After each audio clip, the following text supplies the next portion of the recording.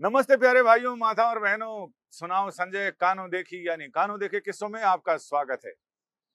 आज हम बात कर रहे हैं जिस किस्से की, वो किस्सा क्या है? आंखों देखा हाल है। आंखों देखा क्या, क्योंकि हम आपको वो हाल दिखा नहीं सकते, इसलिए हम जो कानों से देखा है वो आपको सुनाने जा रहे हैं। बाबा नागार्जुन ने एक कविता लिखी, अकाल के बाद। अकाल के बाद घरों की क्या स्थिति रहती है। कई दिनों तक चूल्हा रोया, चक्की रही उदास। कई दिनों तक कानी कुतिया सोई उसके पास। कई दिनों तक लगी भीत पर छिपकलियों की गश्त। कई दिनों तक चूहों की भी हालत रही शिकस्त। घर के अंदर दाने आए कई दिनों के बाद। दाने आए घर के अंदर कई दिनों के बाद। धुआं उठा आंगन के ऊपर कई दिनों के बाद। चमक उठी घर भर की आंखें कई दिनों के बाद। कौवे ने खुजलाई पांखें कई दिनों के बाद। ऐसा ही कुछ नजारा सुप्रीम कोर्ट में भी था। 1 साल 7 महीने बाद, लगभग 22 मार्च 2020 को सुप्रीम कोर्ट वर्चुअल हो गया था, यानी सुनवाई वर्चुअल हो गई थी। सुप्रीम कोर्ट तो एक्चुअल था, सुनवाई वर्चुअल हो गई थी।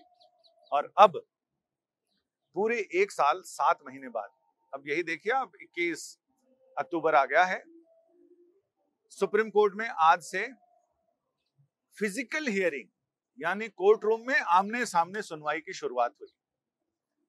1 साल 7 महीने बाद सुप्रीम कोर्ट के गलियारों में चहल पहल नजर आई, यानी गुलजार होने लगा सुप्रीम कोर्ट पहले की तरह। सुप्रीम कोर्ट के रिसेप्शन पर वहां वकीलों की, फरियादियों की कतार लगी अपने अपने पास बनवाने के लिए। ये पूरा 1 साल 7 महीना हम लोग लगातार जाते रहे। और शुरुआत में तो ये था कि बस हम ही हम होते थे, पूरे कोर्ट परिसर में सन्नाटा।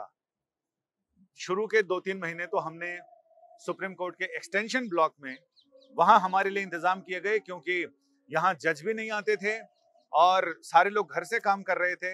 हम सारे, या तो हमें फोन पर, वो भी बाद में हमें एक्सेस मिला, फोन पर एक्सेस से पहले हम सुप्रीम कोर्ट के एक्सटेंशन ब्लॉक में जाते थे और वहां भी दूर दूर तक कोई नजर नहीं आता था।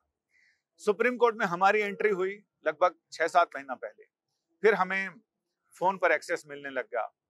और अब कोर्ट ने तय कर दिया है कि बुधवार और गुरुवार, ये 2 दिन फिजिकल हियरिंग चलेगी। शुक्रवार को और सोमवार को, जब मिसलेनियस डे होता है, नए मामले सुने जाते हैं, तो वो पूरी तरह से वर्चुअल रहेगी। और मंगलवार रहा, मंगलवार को हाइब्रिड, यानी कुछ मामले फिजिकली सुने जाएंगे, कुछ मामले वर्चुअली सुने जाएंगे। ये एक नई व्यवस्था थी। और मैं आपको बस ये बताना चाहता हूं कि कोर्ट के अंदर का 1 साल 7 महीने बाद जब फिजिकल हियरिंग शुरू हुई, तो दोनों ओर वैसा ही जज्बा था। बार और बेंच एक विचार पर आ गए थे, संगच्छध्वं संवदध्वं संगो मनांसि जानता। जितने कोर्ट्स में हम गए, वहां जजेस ने बिल्कुल ये कहा कि welcome to court. Chief justice ने बोला कि, चीफ जस्टिस को जब बधाइयां दी सीनियर एडवोकेट्स ने, रंजीत कुमार जी थे, और तो उन्होंने, राकेश द्विवेदी जी थे सीनियर एडवोकेट, उन्होंने कहा कि कांग्रेचुलेशंस कि हम फिर से पुराने लहजे में हम सुनवाई हो रही है। तो चीफ जस्टिस ने कहा कि हाँ, ये अच्छा है और हमें भी अच्छा लग रहा है। हम कोशिश कर रहे हैं कि दिवाली के बाद इसको और एक्सपेंड किया जाए, यानी वो उम्मीद है दिवाली के बाद कि ये 2 दिन फिजिकल हियरिंग के हैं, वो और आगे बढ़ेंगे। इसके अलावा supreme court advocate on record, इन्होंने अपनी मीटिंग करके चीफ जस्टिस को अपनी भावना से अवगत कराया, स्वागत किया इस कदम का, और उन्होंने ये गुजारिश की है कि दिवाली की छुट्टियों के बाद जब कोर्ट खुले, तो उस समय फिजिकल हियरिंग को ज्यादा तरजीह दी जाए। उनका यह कहना था कि जो नए लॉयर हैं, यंग लॉयर्स हैं, उन्होंने 1 साल 7 महीने में बहुत झेला है। कुछ तो अपनी और परिवार की टेंशन, कुछ कमाई धमाई, कुछ नहीं। नए लॉयर्स को कोर्ट में हाजिर होना, बहस कैसे करते हैं, बड़े वकीलों को बहस करते हुए देखना, देखते हुए सीखना, ये सारी चीजें उनका बिल्कुल ठप पड़ गया था। लिहाजा ये मौका उनके लिए अब ऐसा है कि वो कंपनसेट कर सकते हैं और अपना जो पढ़ा है, उन्होंने वकालत पढ़ी है, कानून की पढ़ाई की है, उसको प्रैक्टिकल करके देख सकते हैं। और जो प्रैक्टिकल करके देखते हैं, उसी को प्रैक्टिस कहते हैं। इसीलिए वकील प्रैक्टिस करते हैं। और ये सारी चीजें, मतलब आप समझ सकते हैं कि सुप्रीम कोर्ट का माहौल पिछले साल मार्च के बाद अब जाकर लगा कि काफी चीजें सही हैं, लेकिन सब कुछ बढ़िया ही बढ़िया नहीं रहा। कहीं कुछ, जब रूपवती स्त्री पूरे श्रृंगार करके जाती है तो कहीं ठुड्डी पर एक तिल भी लगाते हैं और पीछे डिठौना लगाते हैं। जस्टिस नजीर सुनवाई कर रहे थे और वकील साहब अपनी दलीलें दे रहे थे। अचानक ऑडियो सिस्टम में कुछ खराबी आई और वकील साहब लगातार जोर जोर से बोले जा रहे हैं। जस्टिस नजीर को सुनाई नहीं पड़ रहा था। उन्होंने कई बार बोला कि ऑडियो सिस्टम ठीक किया जाए। उन्होंने कहा कुछ गड़बड़ है। फिर उन्होंने ये भी कहा कि ये जब खाने की छुट्टी होगी उस समय शीशे वीशे हटा दिए जाएं। चूंकि अदालत पहले तो बिल्कुल सारा इस पार नजर आए, उसका उस पार का फैशन टाइप मामला था कि यहाँ खड़े होइए तो आपको बेंच भी नजर आती है, जज साहब नजर आते हैं, न्यायमूर्ति नजर आते हैं और सारी चीजें सब कुछ सुनाई पड़ता है। लेकिन अब जजेस के जो मंच जिस पर वो बैठते हैं, डाइस पर भी शीशे लगे हुए हैं। उसके बाद कोर्ट मास्टर्स बैठते हैं और कोर्ट का स्टाफ बैठता है। आप लोगों ने देखा होगा कि अदालत के डाइस के नीचे एक बड़ा टेबल होता है जिसमें दोनों और लोग बैठते हैं, तो वो कोर्ट मास्टर्स बैठते हैं। तो जजेज और कोर्ट मास्टर के बीच में भी एक पर्दा और वकीलों और कोर्ट मास्टर के बीच में भी एक पर्दा मतलब शीशे, बड़े बड़े शीशे लगे हुए हैं, पूरे फ्रेम, बिल्कुल पुख्ता मामला है। अगर कोई फाइल भेजनी है तो उसमें छोटी छोटी झिरियां कटी हुई हैं जिसमें से फाइल उस पार दी जाती है, पूरा सैनिटाइज करने के साथ ही। और फिर वहां कोर्ट मास्टर उसको लेते हैं और फिर वो जज साहब को देते हैं। वहां भी छोटी झिरी, छोटी सी विंडो बनी हुई है, उस विंडो में से फाइलें दी जाती हैं और ली जाती हैं। यानी फिजिकल हियरिंग तो शुरू हुई लेकिन माहौल बिल्कुल बदला बदला सा है। और अब मुझे लगता है कि हमें शायद इसी माहौल में आगे का काम करना पड़ेगा। नई पीढ़ी आएगी तो उनको हम किससे बताएंगे कि जिस समय हम कवर करते थे उस समय तो कुछ नहीं होता था। जैसे हमें लोग बताते हैं, अरे पहले तो पार्लियामेंट के आगे तक बसें जाती थी, डीटीसी की बस, वहां से लोग उतरते थे, पार्लियामेंट देखने जाते थे। अब हम कल्पना भी नहीं कर सकते कि पार्लियामेंट के अंदर बस, बोले हाँ हाँ एकदम अंदर उस रोड से जाती थी।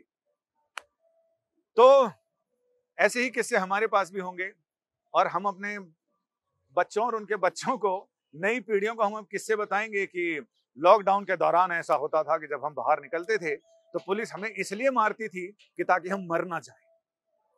तो ये मरना और मारना, इन दोनों में फर्क है कि अगर हम बाहर निकलेंगे तो हमें कोविड से संक्रमित होकर मर जाएंगे, इसलिए पुलिस हमें मार रही है, घर के अंदर बैठो, जीना चाहते हो तो पहले मार खाओ। तो ये सारी चीजें हैं।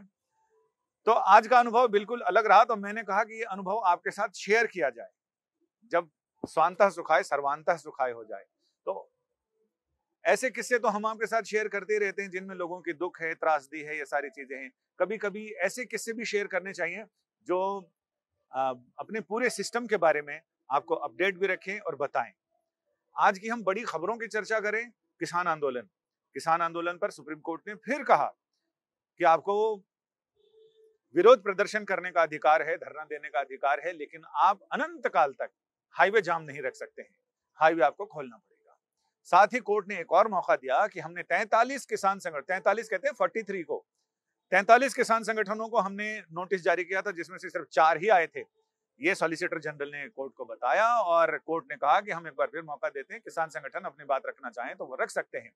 7 दिसंबर को सुनवाई की अगली तारीख है, लेकिन इसका पॉजिटिव इफेक्ट ये हुआ कि किसान संगठनों ने दिल्ली का जो बॉर्डर है यूपी से लगता हुआ गाजीपुर बॉर्डर, वहां पर एक सड़क का एक वर्ज खाली कर दिया उसके थोड़ी देर बाद ही। लेकिन किसानों ने इस दलील के साथ खाली किया, उन्होंने कहा कि हम ये बताना चाहते हैं कोर्ट को कि जाम हमने नहीं किया हुआ था, ये बंदी और ये सारे बैरिकेडिंग लगाए हुए पुलिस के थे और हम तो देखिए हटा रहे हैं, हम तो वीडियो भी बनवा रहे हैं अपने।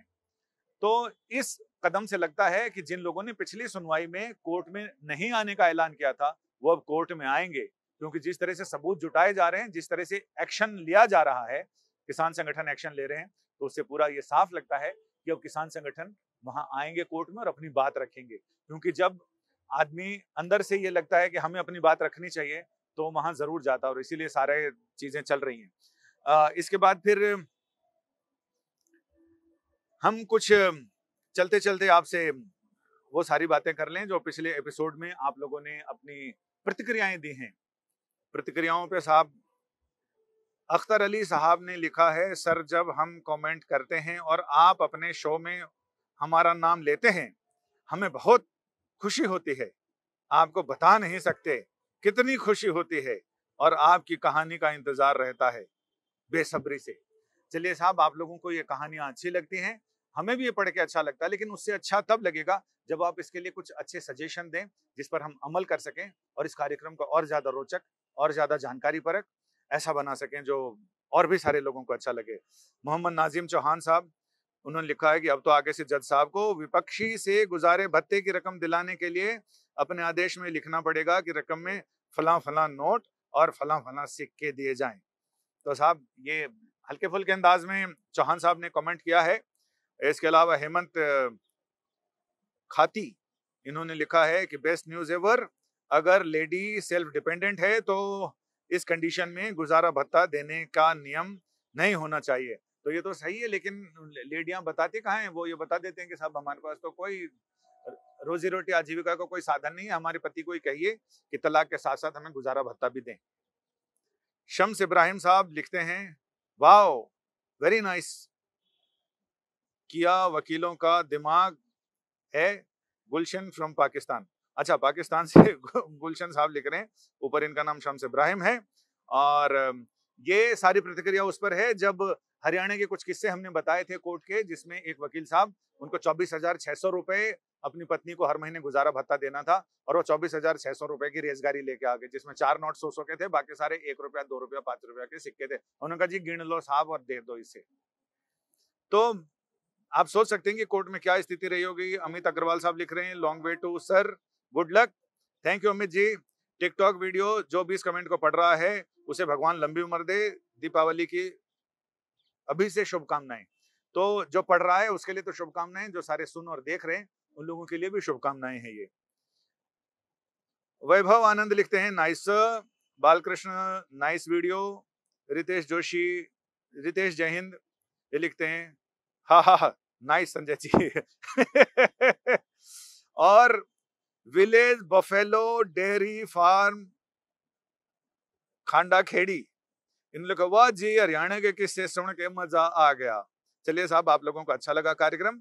और सतीश साहू, साजिद अनवर खान, सोमराज राजपुरोहित, उन्होंने, सोमराज जी ने लिखा है कि सर विधवा महिला की अस्मत लूटी थी, बाद में HIV पॉजिटिव आई, उसके चक्कर में 13 लोग भी HIV पॉजिटिव आए थे, उस पर कुछ जानकारी। शम्स भाई ने अपनी कहानी में वो जानकारी पूरी दी है, आप उस कहानी को सुनिए, रोंगटे खड़े कर देने वाली कहानी है, और ये भी बताती है कि ऊपर वाले की लाठी में आवाज नहीं होती, जो जैसा करेगा वैसा उसको भरना ही पड़ेगा, अभी या बाद में। और कुमार राज, बहुत अच्छा। शीतल कुमार, ऐसी ही खबरें सुनती रहे सर। अच्छा।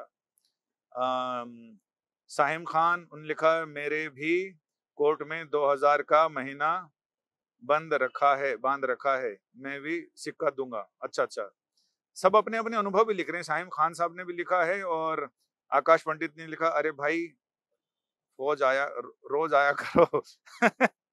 अख्तर अली साहब लिख रहे हैं, आज की कहानी का बहुत ही मजेदार था, हंसी और ज्ञान से भरपूर। तो ये बहुत सारे और कमेंट हैं जो पढ़ के नहीं बता सकता, क्योंकि उन्होंने इमोजी शेयर किए हैं, उन्होंने, किसी ने हंसी, किसी ने यूं थम्स अप किया है, किसी ने तालियां बजाई हैं। लेकिन मुझे इंतजार रहता है आप लोगों के ऐसे सजेशंस का, जिस पर अमल करके हम इस कार्यक्रम को आप लोगों के लिए और ज्यादा रोचक और दिलचस्प बना सकें। तो फिलहाल आपसे आज्ञा चाहते हैं, अंधेरा भी गिर रहा, हमारे कैमरामैन को भी लग रहा है कि लाइट जा रही है, तो वो तुरंत फ्रिक्वेंसी भी चेंज कर रहे हैं, अपर्चर भी बढ़ा रहे हैं, ताकि किसी तरह से ये शूट हो जाए पूरा। लेकिन राजा हमारे सामने खड़े हैं और हंस रहे हैं। फिलहाल आपसे लेते हैं इजाजत, फिर सोमवार को हाजिर होंगे। अरे अभी तो शुक्रवार भी है, आज तो थर्सडे है। कल आपके सामने फिर हाजिर होंगे नए किस्सों के साथ, नई जानकारियों के साथ। नमस्ते।